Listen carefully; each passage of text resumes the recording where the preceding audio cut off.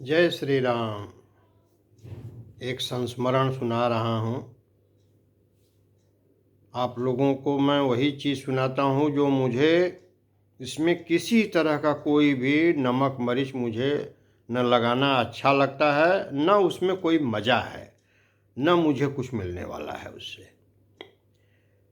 और अपनी संतुष्टि होती है कि मैं सच्ची चीज़ सुना रहा हूँ।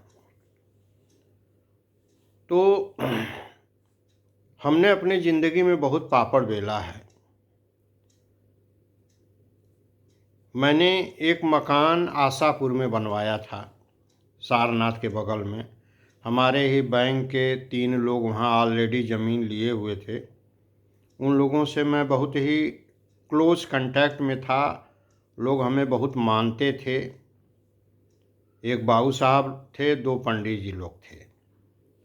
तो हम ज़मीन ले लिए और ज़मीन ले करके हमने 4 कमरा बनवा भी दिया। तो 4 कमरा बनवा दिया, लेकिन हमने देखा कि खरवास महीने का कितना बड़ा असर होता है। यह उस ज़मीन से मुझे प्रत्यक्ष अनुभव हुआ। तो लोगों ने कहा सब महीना बराबर होता है। अरे ये सब कहने को है, खरवास माने क्या है, क्या ये सब फालतू बात है। तो हमने एक महात्मा से ही 5 फरसा मरवा दिया और खरवास में ही हमने शुरू कर दिया। लेकिन खरवास का प्रभाव पड़ता है, ये मैं कहना चाहता हूँ। मुहूर्त का प्रभाव पड़ता है। कोई भी काम बिना मुहूर्त के कभी नहीं करना चाहिए, ये मेरी सोच है। और अब मैं कोई भी काम बिना मुहूर्त के नहीं करता। मुहूर्त का निश्चय ही महत्व है, इसमें कोई दो राय नहीं है। तो 4 कमरा बनवा दिए। अब उसमें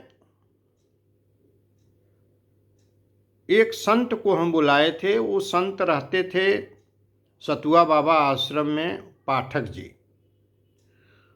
और वो बड़े तपस्वी थे। वो अन्न ग्रहण नहीं करते थे।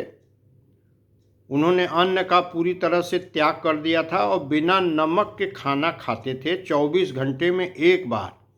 और वो भी खाना जो है वो बनाते नहीं थे, जब कोई लिया के दे जाएगा तब भी खाते थे।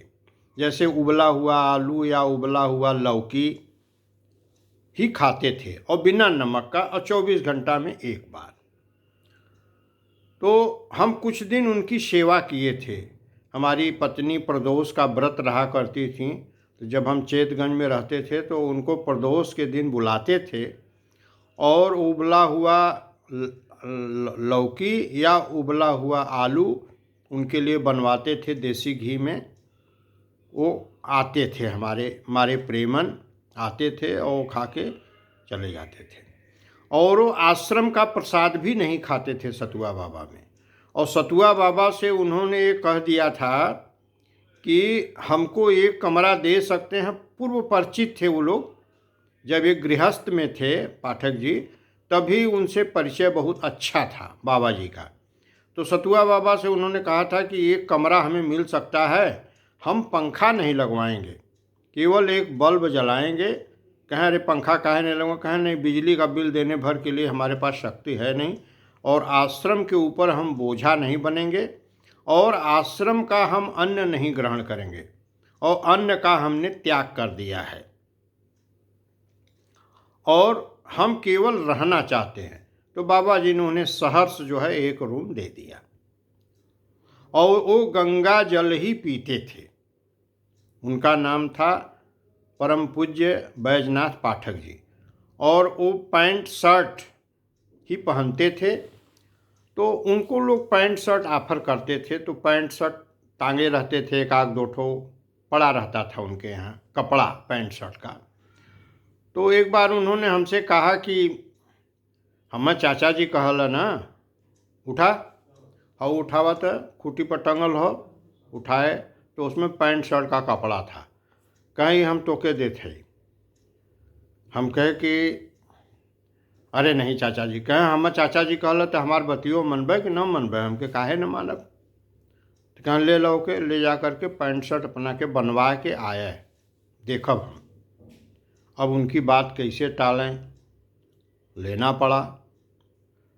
तो ले जाते थे। अब उनका वो पैंट शर्ट बनवाते थे और वो हमको बहुत मानते थे।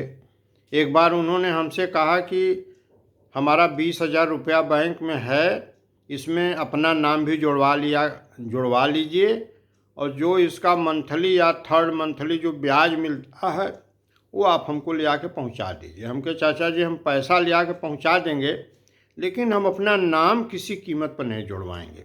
ये बात आपकी हम नहीं मानेंगे, क्योंकि पैसा बहुत ख़राब चीज़ है, नीयत खराब हो सकती है। इसलिए बस यही कृपा बनाए रखिए, इसके लिए हमें बाध्य मत करिए। रह गया बात ब्याज ला करके देने की, वो आपका आदेश होगा, इतना काम मैं कर दूंगा।